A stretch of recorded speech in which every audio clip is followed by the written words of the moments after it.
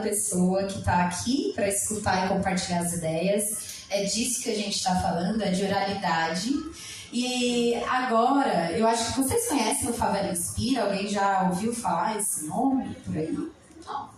Favela Inspira, ele é um evento promovido pela Digital Favela e nessa edição a gente está fortalecido aí pelo Museu das Favelas com o Dia de Corre, que também é uma iniciativa aqui do museu de colocar aí expositores para mostrar suas próprias criações, expositores de quebrada. Então a gente fala sobre criatividade e empreendedorismo. E aí, para falar sobre isso, a gente conectou com a ancestralidade, porque sobrevivência é uma tecnologia ancestral do povo preto periférico. E é por isso que aqui a gente está falando sobre isso, sobre registro. Na primeira edição que a gente fez do Favela Inspira, foi lá no Rio de Janeiro, no Morro do Santo Amaro, e falou sobre tecnologia e inovação. Já na segunda edição, a gente fez aqui pertinho, em Santo Amaro, na Zona Sul, no Grajaú, e o foco era criatividade. E agora, nessa terceira edição, aqui no Museu das Favelas, a gente está falando sobre economia criativa, ancestralidade e registro das narrativas periféricas. E para falar sobre registro, a gente vai falar sobre uma tecnologia que é o audiovisual. O audiovisual, ele é uma das ferramentas que mais registra essa identidade, né, que a gente vem falando aqui ao longo do nosso evento, a gente vai falar ao longo do dia. E aí a gente vai falar sobre tecnologias ancestrais no audiovisual. Elas sempre estiveram presentes nos cantos, nos rituais, nos gestos e nas histórias que atravessam gerações. E aí, esse painel eu vou chamar aqui para mediar a grande jornalista e apresentadora brasileira Cris Guterres.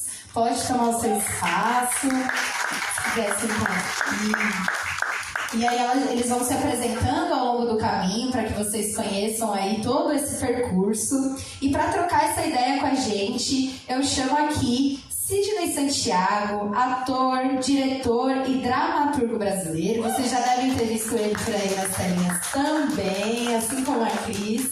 Fica à vontade. A Juliana Vicente, ela que é roteirista, é cineasta brasileira, e ela vai contar para vocês, que eu acho que vocês conhecem, uma obra muito emblemática que ela fez, recente aí, né, num passado bem recente. Pode vir para cá, Ju, fica à vontade.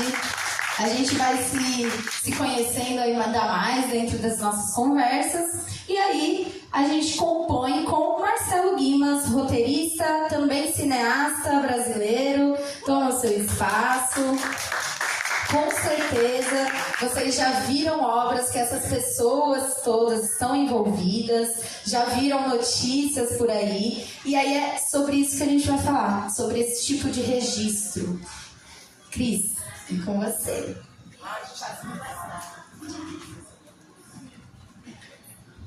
Obrigada, Yas. Muito obrigada, gente. Boa tarde, tudo bem? Que felicidade estar aqui no centro de São Paulo.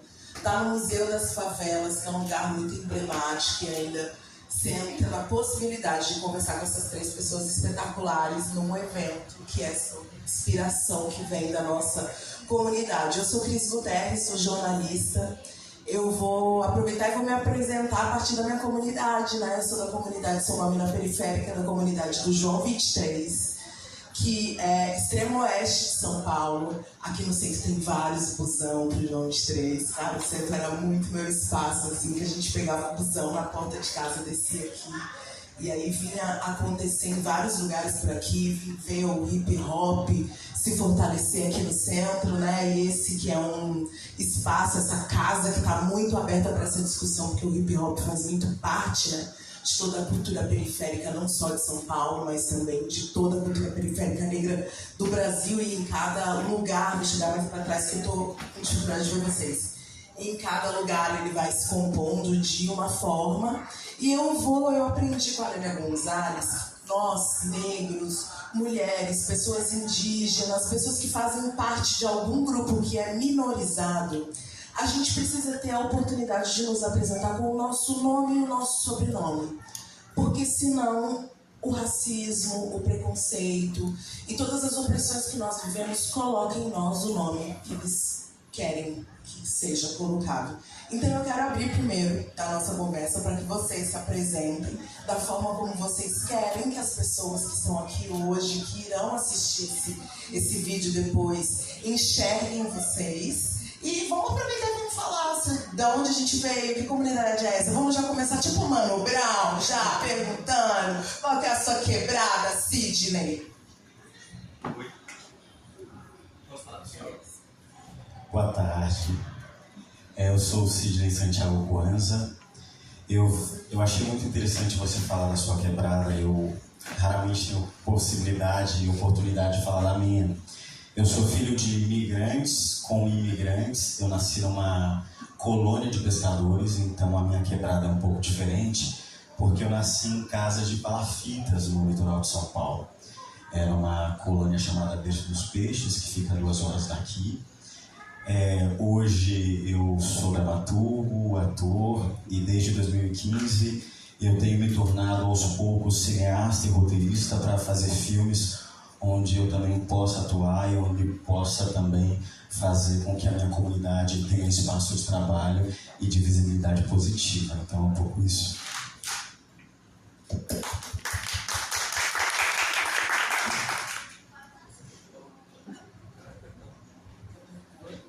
Oi, boa tarde, obrigada pelo convite de estar aqui, estou feliz.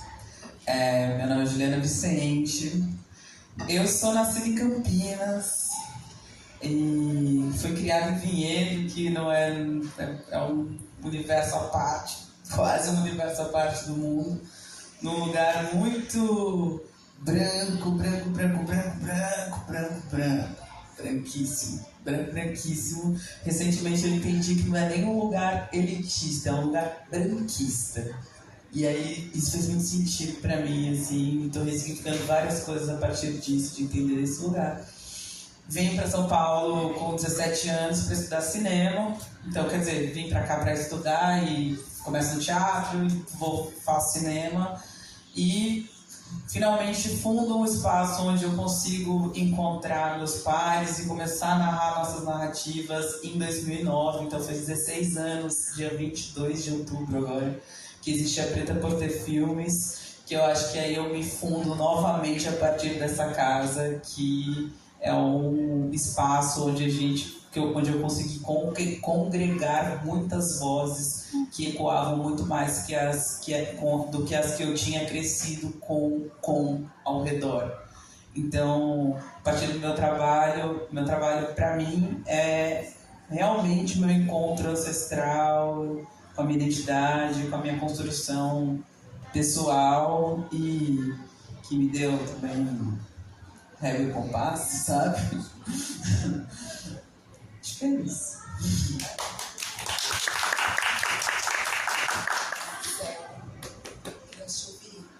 Bom, minha quebrada também é uma quebrada bem longe. Eu sou de Manaus.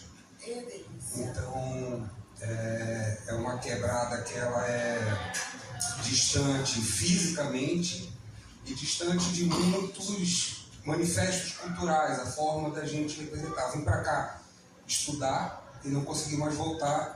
Volto através da insistência de buscar entender o que acontece na minha região e buscar ser um veículo de comunicação para mundos que eu não conheço.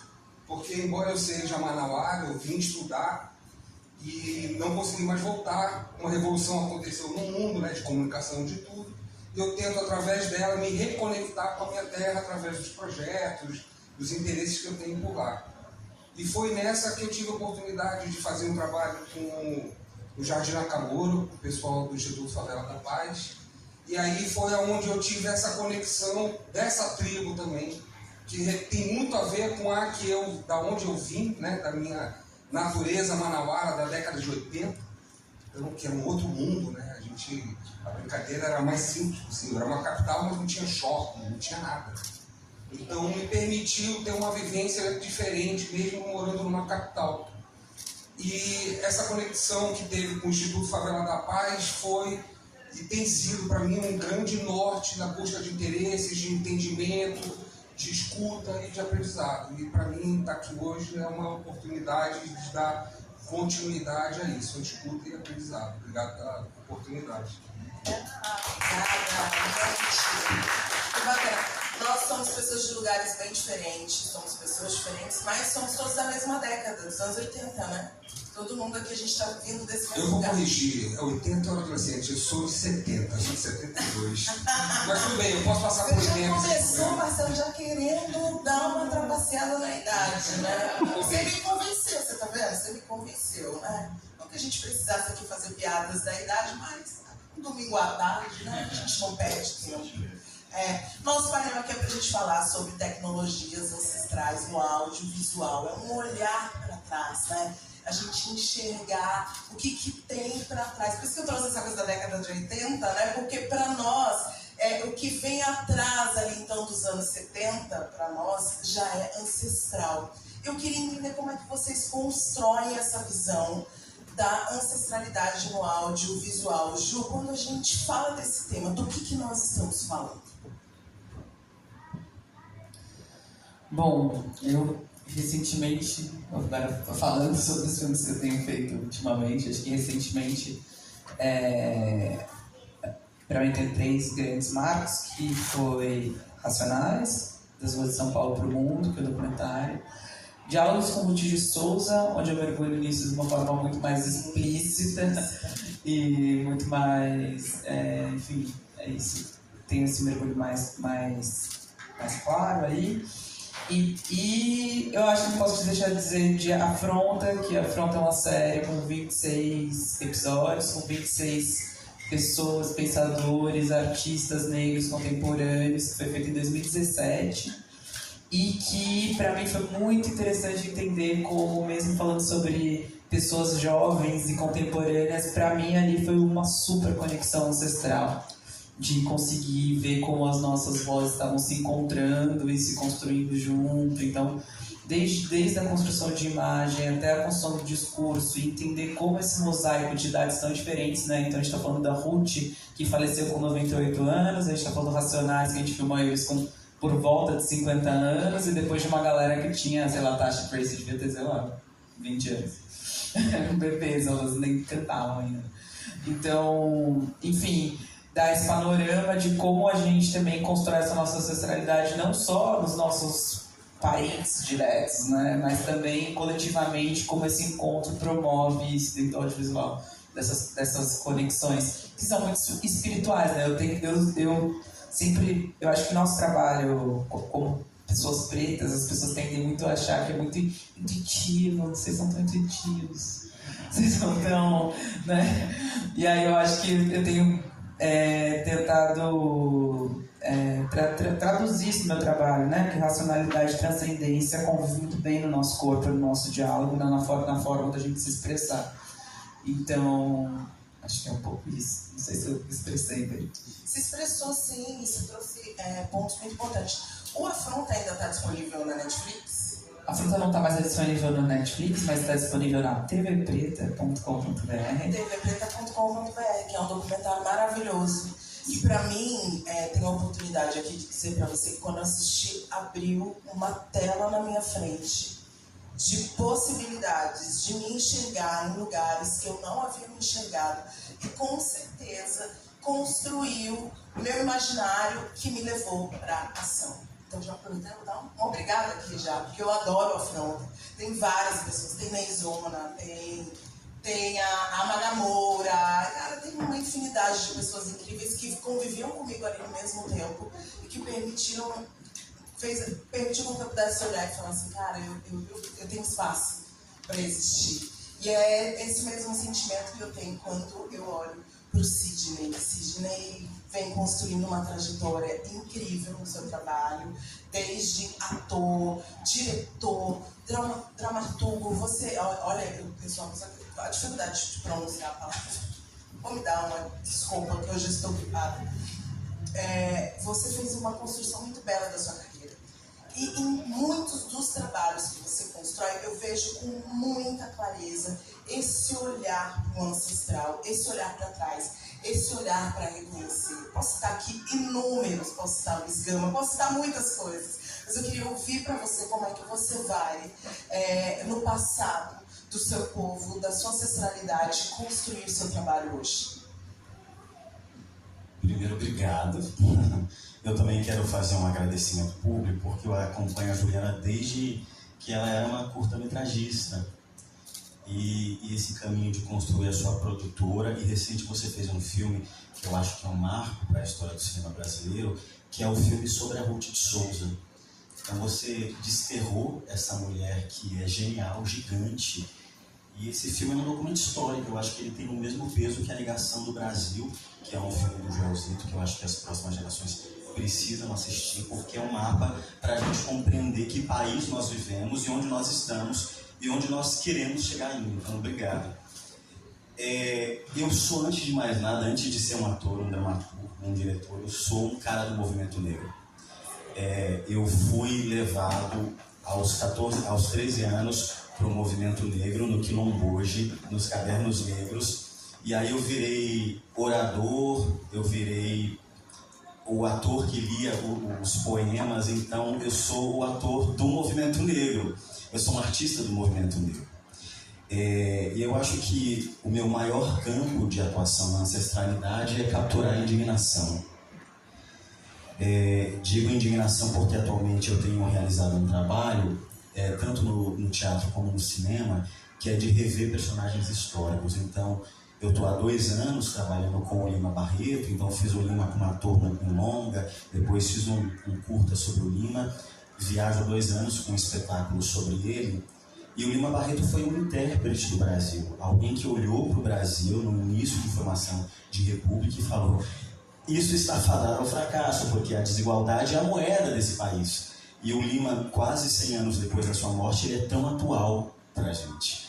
E agora eu estou indo lá para Santa Catarina, sem nenhum dinheiro no bolso, sem nenhum subsídio, mas para desterrar um outro homem, que é o Cruz de Souza, que foi um grande poeta simbolista, e tenho 2 interesses com ele, de fazer um filme e também de fazer um espetáculo de teatro. Eu acho que é o nosso dever olhar para esse passado, olhar para esse país, e aí dentro das minhas bandeiras, que é a arte, é como a gente materializa esses legados de pessoas que deram a sua juventude, que deram a sua vida, que deram o seu amor para que nós estivéssemos aqui. E aí eu fico pensando, a força vital da vida, de estar vivo, e você entregar aquilo que você tem de mais nobre em prol de uma causa coletiva, eu acho isso fantástico, assim, sabe? E aí, por último, eu tenho trabalhado muito em materializar esses percursos. Então, eu acabei de lançar um artigo nesse livro do Guia Negro, São Paulo Negra, e aí eu assino um artigo aqui, não é jabá não, é só porque eu acho que é muito importante a gente preservar essas memórias, que as nossas memórias, elas são as memórias mais descartadas neste país ainda. Chama Nié-Eri, que é terra preta, e não é à toa que nós estamos aqui nos campos de Piratininga, onde essa cidade, entre muitas aspas, nasceu. Então a gente está em cima de sangue derramado dos originários, e é São Paulo entre plantações, êxodos, arranha-céus, holofotes e ribaltas. O teatro e o cinema foram ferramentas fundamentais para tudo que nós temos de emancipação da população negra. Então eu acho que, como um artista do nosso tempo, é fundamental a gente resgatar esses legados, entender como essas pessoas conseguiram construir o que quer que seja. A poesia, a literatura, o Cajado Filho, que foi o primeiro cineasta brasileiro. Como foi possível para esse homem dirigir, produzir chanchadas num país tão hostil como o nosso? Então acho que é o nosso dever. Eu acho que olhar para a ancestralidade, para mim, finalizando, tem a ver com resgatar a indignação. Acho que seria isso. Deixa eu me corrigir, porque eu falei de Luiz Gama, quando na verdade eu queria falar do jornalista Lima Barreto. Eu cometi esse... Não, mas tem um filme do Luiz também. Você fez um filme do Luiz, é verdade. E o Lima, você fez teatro, né? Então não. Então eu não estava tão perdida assim. Marcelo, e você? Lá de Manaus para São Paulo, para o mundo, com todo o seu trabalho, eu queria que você trouxesse pra gente como é que essa ancestralidade afeta a sua construção. entendo, na verdade, essa ancestralidade como uma continuação, né, da necessidade humana de registrar em formas de imagem a sua existência, né?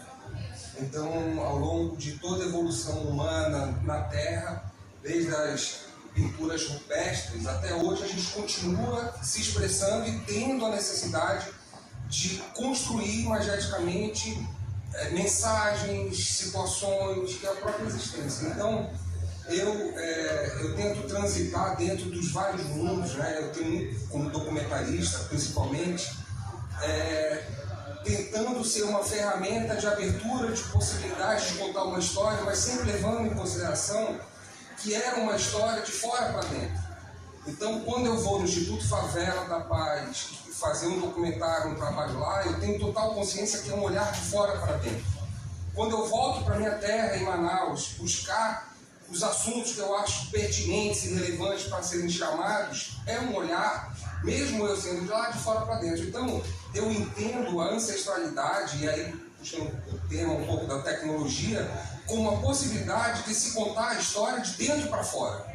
Que eu acho que essa é a grande evolução. Então, quando a gente está com a Ju, com o Sidney, com vários outros artistas e cineastas contando suas próprias histórias, eu acho que aí é que vai acontecer o que precisa ser trazido à tona, que são os verdadeiros agentes da transformação contando suas histórias. Chega de contar a história através de viés de estrangeiros, do branco, de vários lugares. Eu acho que cada um, dentro da sua trajetória, tem que trazer a sua ancestralidade, a sua vivência e marcar dentro desse espaço, né, das plataformas, de onde a gente consegue publicar nosso trabalho, a sua existência da forma que ela tem que ser vista, né? Então eu tento ser mais uma ponte, um viés de conexão, contando muitas vezes através do meu ponto de vista mundos que eu estou conhecendo e fazendo o trabalho. E quando você chega nesses espaços, Marcelo, como é que você consegue fazer estabelecer esse limiar de ser essa pessoa que vai trazer a história, vai ser a ponte? É um momento que porque a câmera está na sua mão, mas como é que você permite que o outro seja o real contador da história, já que a história tem outros lados, né? Sim. Na verdade, assim, invariavelmente essa história vai ser contada pelo meu viés, porque na hora que a gente edita e tudo mais, eu estou fazendo um recorte de todo aquele universo através de um ponto de vista que eu escolhi para contar aquela história. Quando eu mergulho dentro desses ambientes, eu tento me conectar com eles da melhor maneira e da forma mais sincera possível. E eu me inspiro em muitas pessoas, não só das artes, mas de pessoas que têm a facilidade de criar conexão humana. Tem um juiz do Nordeste, que eu não vou lembrar o nome dele agora, que é um cara que ele é um juiz, o trabalho dele é liberar a aposentadoria para uma galera muito humilde do interior. E é muito inspirador como ele se conecta com essas pessoas, porque está vendo um cara que representa o mais alto poder à frente de uma pessoa que é das mais simples que a gente pode conhecer, que vive na terra sem nenhum recurso. E ele consegue se conectar com aquela pessoa através do vocabulário, através de várias ferramentas e ter uma comunicação verdadeira. Então, são exemplos que eu vou buscando onde as ferramentas de conexão humana são fundamentais para que a gente possa extrair o que a gente veio buscar. Então, é sempre esse cuidado, assim, eu me importar sempre de uma maneira que eu possa me emprenhar da melhor maneira possível dentro daquele universo que eu estou querendo retratar. Perfeito. Gente, essa não é uma conversa só aqui entre nós. Quero muito que vocês possam participar também. Quem tiver pergunta, vai pensando aí nas suas perguntas. Levanta a mão, eu vou ficar aqui meio que de olho, tá? Se alguém já tiver alguma coisa que quiser perguntar agora, me dá um toque, que eu levo o microfone. E aí, hoje eu falo muito, eu sempre gosto muito de falar, até acho que a gente já até te perguntei isso, assim. Uma vez quando eu tive o prazer de receber você lá na TV Cultura, na Estação Livre, né? Do quanto o rap, principalmente Racionais, salvou a vida de muita gente. Eu tenho certeza que de muita gente que também está aqui na sala, né? E a Ju é a grande responsável pelo documentário que conta a história dos Racionais. E é um documentário que traz muito uma visão da favela, da comunidade, desses 4 meninos que têm tons de pele diferentes, mas que vêm representando assim, um grande número de pessoas que querem falar. Ju, como é para você colocar essa voz favelada no cinema brasileiro? Bom, aí é uma resenha, né? Racionais é uma resenha. Eu fiquei 10 anos andando muito perto deles, né? E aí também tentando entender essa linguagem. Porque uma das coisas que eu achava muito maneira nesse processo todo, e que pra mim também foi muito norteador, por exemplo, no Afronta depois, foram todas as coisas que foram acontecendo paralelamente e tal, é com quem que eles estavam falando, né? O tempo todo eu sabia, o pessoal da Netflix perguntava, não, mas o filme vai ser como? Eu falava, chique maloqueiro. Entendeu? Tem que ser chique maloqueiro. Porque, e eles falam chique maloqueiro. Tipo, o que significa isso? Não temos a menor ideia do que vai vir disso, chique maloqueiro. Que eu sabia que tinha uma coisa que precisava conversar, né? Sobretudo, antes de mais nada, com a gente, com as pessoas pretas, né? E aí com as pessoas periféricas, e aí depois com quem mais conseguisse entender um pouco que é como Racionais, um pouco como eles, né, lidam com a obra deles, assim. E eu achei isso muito interessante, foi um pouco um guia de como construir, essa construção se dava, com quem que eu estava falando, né? E depois a gente fez as camadas, as camadas vão surgindo a partir disso, mas esse era o primeiro objetivo. E aí eu tinha muitas opções e no meio do processo as pessoas falam, coloca as pessoas falando sobre Racionais, sei lá, o Caetano, que cantou Racionais MCs em Haiti. E aí eu tinha uma sensação absoluta de que Racionais não precisava de nenhuma voz para validar eles. A gente não precisava colocar nenhuma outra voz e que eu tinha pouco tempo para deixar eles falarem, porque se uma música dos caras tem 9 minutos, eles têm coisa para falar para caramba. Então eu tinha 2 horas e 4 caras para falar, então basicamente só dava para eles falarem no filme. E uma das coisas que eu tenho mantido, né, eu acho que esses 3 trabalhos que eu citei é isso, são nós mesmos nos narrando, estamos vivos para contar nossas histórias. Então era uma oportunidade de ter eles falando, como eu repito no Ruth, é basicamente ela falando no filme, não tem pessoas falando dela, porque achava que era muito fundamental a gente ter esse registro dessa voz própria narrando. Aí daqui, sei lá, 50 anos, alguém pode fazer um outro documentário do Racionais, né? Tipo, daqui 50 anos, de repente os caras até estão aí, né? Tipo, 100 e poucos anos, daqui 70, velho. Quando os caras não estiverem mais aí, acho que outras pessoas podem ainda continuar fazendo. Acho que o material é vasto, é infinito, você pode ter 1000 narrativas sobre isso. Mas eu tinha uma necessidade de deixar eles contarem, e claro, em algum momento tinha coisas que não surgiam assim materialmente. Então, por exemplo, a questão da espiritualidade, né, que é uma coisa que atravessa o filme, um pouco em clima, em cada mudança de disco e etc.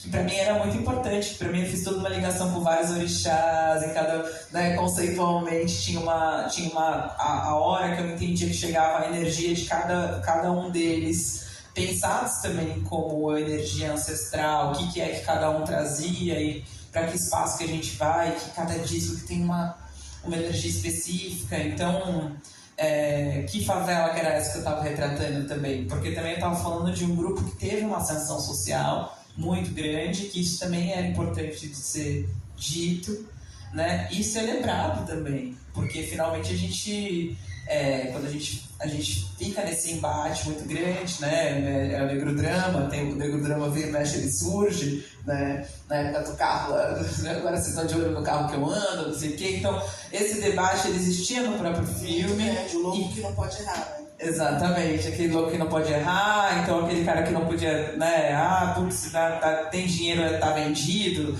tem não sei o que, né? Então tinha todo um debate ali pra gente trazer e pra pensar que favela que era essa e que era esse lugar da favela que ascende, mas não deixa de ser um DNA, né? É uma maneira de estar no mundo. É mais do que um espaço, né? É uma maneira de estar no mundo. Então, eu acho que o desafio foi encontrar como construir essas pontes, assim. E aí eu acho que eu fiquei muito tempo, né, colada neles pra... 10 anos! Eu filmei muito show, enfim, né, no final, Racionais nos créditos, se vocês viram, tipo, acho que a gente teve cuidado de não deixar, tipo, a família inteira Racionais tá lá, sabe? Todo mundo que chegou perto, que eu sabia cada nome de cada cara que tinha que estar lá, então, enfim, foi um processo, né. De contar essa história, contou muito bem, porque é um documentário lindíssimo. Eu mesma assisti muito emocionada, porque eu vejo ali a minha história, como eu tenho certeza que muita gente também assiste. Me pergunta aí na plateia, tem alguém que tá afim de levantar a mão, fazer parte desse bate-papo? Só os tímidos, tá bom? Daqui a pouco a coragem chega e tá tudo certo. Sidney, eu tenho uma pergunta pra você, mas eu tô vendo que você tá fazendo várias anotações. Eu adoro pessoas que anotam, porque a cabeça dela vai indo. Você quer dividir com a gente as suas anotações? Eu trago a minha pergunta. Como que nós estamos aí nesse momento? É que eu sempre, quando falo de cinema, acho que é sempre importante trazer um dado que foi produzido pelo Instituto Gema, do Rio de Janeiro, que pesquisou o cinema brasileiro. E o cinema, para mim e para nós que acreditam na força do cinema negro, o cinema ainda é a arte mais colonial que nós temos, porque o cinema é uma arte muito cara, muito elitista, e nós vivemos um momento em que o Brasil celebra uma expansão do cinema brasileiro, né? O cinema brasileiro tem sido reconhecido em muitas praças, sobretudo depois de um processo de destruição, que foi o governo Bolsonaro. Contudo, a gente sempre precisa perguntar que imagens são essas desse país que conseguem ser produzidas. O Instituto Gema tem um estudo muito importante, sobretudo para quem precisa e é do cinema. Ele pesquisou entre 1984 a 2016 e nenhuma mulher negra, durante quase 3 décadas, havia dirigido um filme no Brasil que tenha ocupado salas comerciais. Então nós estamos falando de um processo altamente excludente. E um detalhe, o cinema brasileiro, a gente entende o cinema como uma indústria. O cinema, ele é produzido, acho que 70%, não sei, os cineastas podem confirmar, mas mais de 60% do nosso cinema, ele é produzido em parceria com a iniciativa pública. Então é o Estado legitimando todo um panteão de produções. No entanto, a população, a comunidade negra, as comunidades indígenas, as populações LGBTQIA+, elas têm menos acesso. E não é só menos acesso, é menos direito de produzir imagens sobre si. Então acho que a maior ancestralidade que nos cabe é dizer que o cinema precisa de fato refletir a diversidade, a plenitude desse país. E isso não é uma realidade ainda. Por isso que eu estou anotando. Não é uma realidade. E quem foi a primeira mulher foi a Adélia Sampaio. Né? Não lembro o filme que a Adélia colocou, mas a mulher que vai quebrar isso tantas décadas depois é Camila de Moraes, com o caso do Homem Errado, que foi um filme que ela demorou 20 anos no documentário, contando a história de um homem negro que foi assassinado no Sul, erroneamente apontado como um culpado de um roubo, e que ela, com muita luta, conseguiu colocar na sala de cinema esse filme. Uma Mulher do Sul, que fez esse filme com tanta dificuldade. Eu achei muito bacana, porque eu fiquei muito feliz que trouxe aqui a possibilidade de trazer o nome dessas 2 mulheres negras, que são incríveis. Só uma parte. Mas todas, pra você todas. Só uma parte, porque eu acho que quando a gente assiste a Juliana Vicente, a Renata Martins, a Viviane Ferreira, a gente está assistindo a primeira geração de mulheres negras, algumas que antecedem as políticas de ações afirmativas, mas são de alguma forma favorecidas pelas ações afirmativas. É a primeira geração de mulheres negras ocupando espaços de poder, dirigindo sets, tendo experiências na teledramaturgia, que é o seu caso, né? Então a gente sai dessas cineastas que estavam falando com poucas pessoas, e o seu caso, você dirigiu novela das 8 na maior emissora do nosso país. Então é uma outra cartografia, e isso é graças às ações afirmativas. Então a gente não pode em nenhum momento piscar, porque, enfim, esses acontecimentos políticos e essas conquistas, elas são retiradas da nossa população. Perfeito, como sempre. A gente temos perguntas, temos pessoas... temos perguntas, vou levar o microfone aí para você. Fala seu nome para a gente te conhecer também. Boa tarde a todos, meu nome é Priscila, sou da quebrada de Pirituba, da zona noroeste de São Paulo. Sou professora e, como diria Sérgio Vaz, né, vida louca é quem dá aula. E é muito interessante que enquanto vocês trouxeram essas contribuições, o tempo todo eu me senti muito conectada, porque a fala de vocês me trouxe outras referências, outras conexões. E falando sobre referências, gostaria de agradecer vocês, porque vocês são as minhas referências na construção de uma pedagogia, de uma prática decolonial. Tudo que vocês produziram faz parte do meu repertório dentro da sala de aula. Inclusive, uma curiosidade, Juliana, que eu tenho um amigo que é americano e ele tinha muito interesse em estudar português, e já com um nível básico ele gostaria de estudar português por uma perspectiva menos eurocêntrica, né? E porque os livros didáticos eles trazem essa perspectiva, infelizmente, né? Mesmo falando do nosso idioma. E eu indiquei justamente o seu filme, da Ruth, para que ele pudesse se apropriar por uma perspectiva da negritude, né? E também decolonial. E ele amou a referência dele de português, das expressões. Foi muito interessante tanto compartilhar com ele essa experiência, quanto dialogar depois, né? Observando os frutos que ele pôde colher. Eu, como professora, gostaria de saber de vocês quais as impressões que vocês observam dentro da juventude na relação com o cinema. Embora eu tente trazer sempre essas referências para os estudantes com os quais eu trabalho, eu percebo bastante dificuldade de trazer esse universo para eles.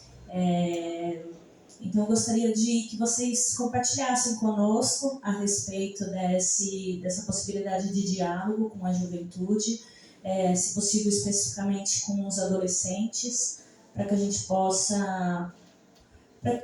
vou falar uma visão um pouco pessimista, mas para que eu possa pessimista não, desculpa, egoísta, para que eu possa de repente ter aí uma nova visão, porque eu estou um pouco esgotada. Várias tentativas, várias perspectivas, a construção de um repertório decolonial e mesmo assim bastante resistência por parte desse público. Obrigada. Vamos fazer os três?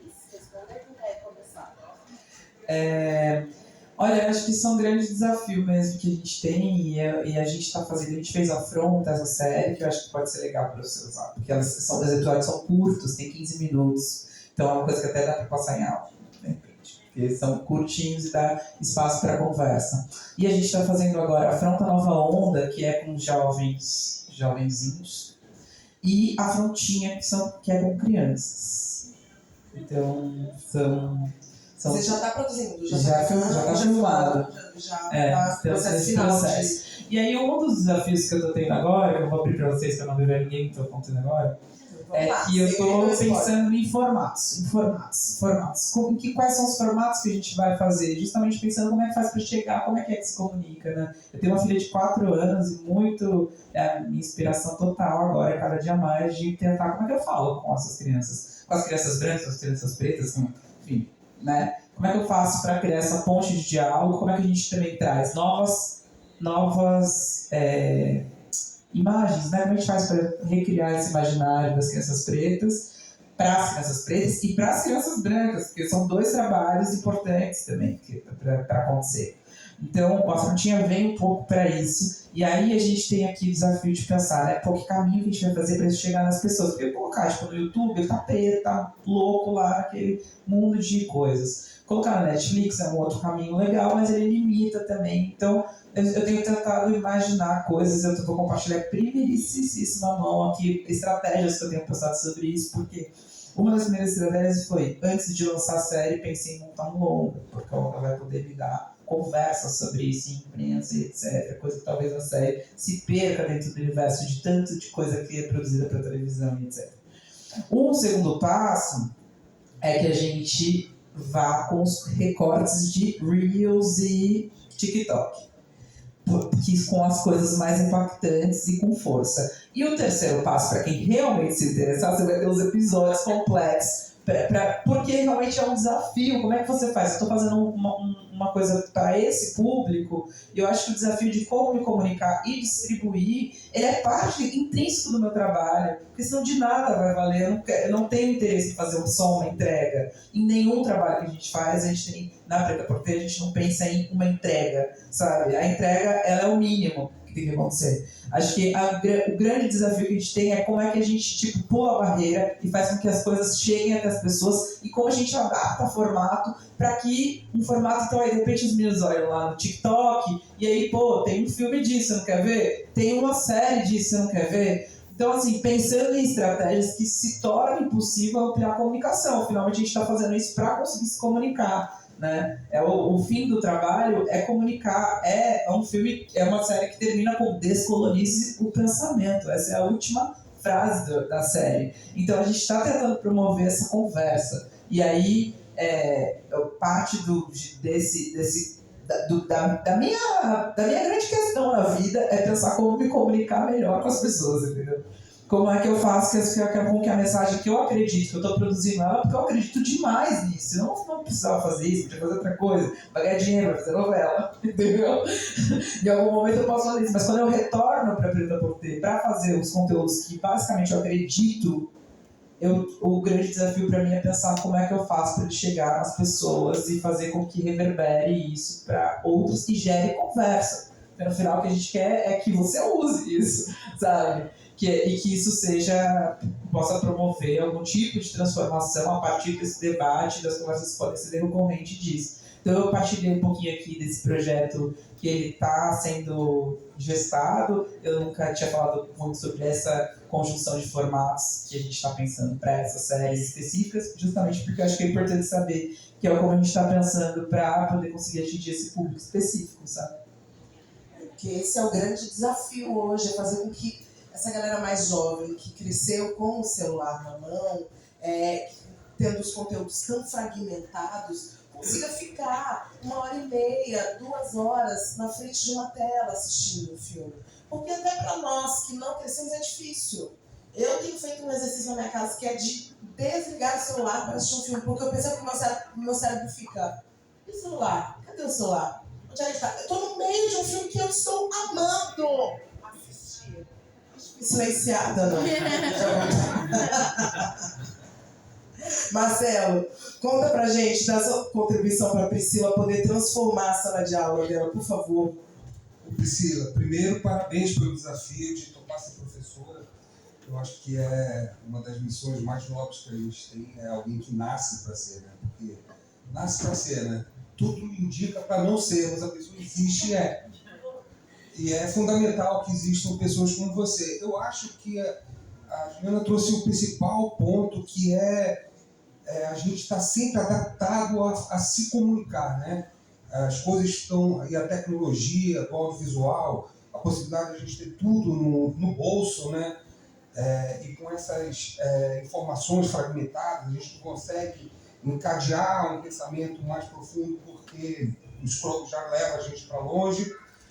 Então, eu acho que o grande desafio é de conexão mesmo, que é um pouco o que eu busco sempre. Tentar entender esse ambiente, me transportar para aquele lugar, para tentar criar conexões. E numa sala de aula, são universos muito diferentes, assim. Então, eu não tenho uma fórmula. Eu acho que a busca é sua como professora, de se conectar com os alunos. eu acho que é nossa como realizadores, como operários do audiovisual, de sempre buscar a melhor ferramenta de fazer chegar a comunicação, a mensagem, e é uma construção diária. Eu desconheço alguma fórmula. Eu acho que tem alguns caminhos, mas eu acho que a principal combustível é realmente o amor que você tem dentro de você e estar numa sala de aula. Acho que isso que é o lance. Eu não tenho contribuição, porque eu acho que essa é a maior questão para a gente nesse momento histórico. A gente, sobretudo ali depois da pandemia, a gente viveu um processo de revolução ou barra expansão tecnológica. No entanto, essa expansão, eu prefiro expansão não uma revolução tecnológica, o que a gente vive, só afeta 25% da população do Brasil. O resto da população, eu digo as pessoas da minha família, você mandou a mensagem, você desliga, espera um tempo ali para saber se imaginar se já respondeu, liga o pacote de dados.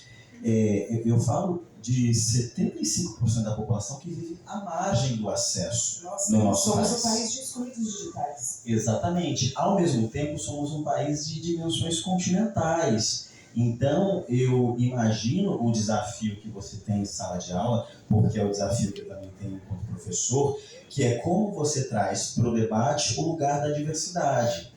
Eu tenho aluno evangélico e candomblessista e testemunha de Jeová na mesma sala. Que conteúdos eu posso curar para que, de fato, haja um debate e não um veto à possibilidade da conversa? Isso, enquanto professor, isso diariamente é o meu trabalho. Aí eu fico pensando, para você enquanto professora, essa pesquisa dos possíveis territórios audiovisuais que estão sendo produzidos. Eu gosto muito de um filme chamado Marte 1, que é um filme... Eu também faço muito esse trabalho, né? A gente tem um festival de cinema, que é um festival de cinema negro de Quebrada, então a gente sobe lona, né? Então a última exibição a gente fez no muro de cemitério, porque era onde dava na cidade, uma cidade muito pequena. E esse filme é revolucionário, porque ele tem um lugar muito específico que é eu me enxergar integral, né? Não parcial, não acamado de velhos estereótipos, que é onde reside o cinema brasileiro. Integral, as pessoas acompanham aquela história e se veem parte daquela história. Então é muito bonito a experiência que a gente tem exibindo esse filme. Mas tem um outro lugar que eu acho que é para a gente ainda atávico, que é se ver, ainda é muito difícil para a maior parte dos alunos se verem nos conteúdos. Então, acho que habitar esses territórios, o que está sendo produzido com esse olhar mais diverso para aquilo que nós somos. Mas eu acho que a sua pergunta é a pergunta do nosso século. Como é que a gente faz e forma novos espectadores para o nosso ofício, no meio de tanta distração, no mundo onde a gente acompanha 4 ou 5 telas ao mesmo tempo? E aí eu acho que é o meu dever, porque eu estou no museu, né? E acho que formar público é a maior dificuldade. E acho que a gente não forma público só pagando influenciadores. Eu acho que os influenciadores são fundamentais para essa tecnologia do resgate das pessoas, mas eu acho que é ir a campo. É tirar o salto alto. Eu sempre brinco, né? Formador de público tem que voltar no final do dia com um sapato sujo de barro, porque andou. É como testemunho de Jeová, bate na porta da casa: ó, fulana, dona Maria, hoje tem exibição do filme, os atores vão estar aí, vamos lá trocar uma ideia com a senhora, com a gente, vai ter cafezinho, sabe assim? Achar formas de trazer as pessoas, porque a gente quer conversar, né? E aí é muito bom conversar, assistir uma obra que seja fiel àquilo que nós somos. Mas eu queria que vocês três pudessem fazer uma última fala ali rapidinha sobre o nosso tema, de uma mensagem que vocês querem deixar aqui para o nosso público. Quer começar, Sidney? Viva o Museu das Favelas e todas as pessoas que trabalham aqui. É fundamental que esse museu exista nessa cidade e nesse território. Isso Isso é um revide histórico que eu acho que a gente ainda não tem a dimensão. Nós estamos no lugar onde mais cabeças foram cortadas nessa cidade, que é a maior cidade da América Latina, que é a cidade onde vivem mais pessoas negras fora da África. Vive em São Paulo, direto e indiretamente, aproximadamente 5, 6 milhões de pessoas, se pega fluxo de cidades metropolitanas. Então, ter este museu aqui é revolucionário, é curador, porque é um museu com a nossa cara. Então, que o museu tenha muitos, muitos anos e que seja sempre esse espaço para a gente trocar ideia e reconhecer, né? Tem aqui meu amigo, Vensa, que é um autor africano de Bissau, que semana que vem vai lançar seu livro no Brasil, um livro falando sobre novas possibilidades do panafricanismo. Então, acho que é isso. Esse tem que ser um espaço nosso para os nossos reencontros. Obrigado. E falar que é uma honra estar aqui com vocês, com vocês. E é isso. Axé para todo mundo, vamos nessa, vamos aí continuar maquinando, pensando, trocando e sendo canal para as mensagens que a gente precisa trazer para cá. Juntos, se possível, sempre que possível. Os encontros presenciais hoje são muito maravilhosos, né? Por isso eu agradeço mais uma vez o convite para estar aqui. Obrigada. Bom, para mim também reforçar o privilégio de estar aqui, de poder participar, conhecer e trocar ideia, e reverenciar sempre os espaços de representatividade, agradecer pela possibilidade de a gente ter representatividade legítima e poder participar disso de alguma maneira. É algo que dá sentido para o que eu faço, e eu fico feliz quando sou convidado a ter uma possibilidade de dividir tanta luta, escutar tanta batalha, tanta abertura de espaço na marra e poder conhecer os resultados disso através do trabalho de vocês e de todo mundo. Então, só agradecer a oportunidade. Obrigado mais uma vez. Muito obrigada. Eu quero aproveitar, quero terminar. Eu sempre gosto de trazer alguma coisa que a gente falou aqui. Então, eu vou trazer a sua Suna, né? Que eu gosto de andar com os loucos e com os mentirosos. E aí eu fiz uma emenda aqui, porque eles nos lembram de que a verdade, na verdade, não cabe em nenhum estatuto, em nenhuma regra, e que a loucura nem sempre é um desatino. E uma das frases que eu mais gosto e faz muito sentido pra mim tá na letra de Racionais MCs. Minha palavra vale um tiro, eu tenho muita munição, eu vou atirar em qualquer lugar. Obrigada, eu sou Cris Guterres, esse é Marcelo Guimas, ela é Juliana Vicente, ele é Sidney Santiago Kwanza. Muitas palmas!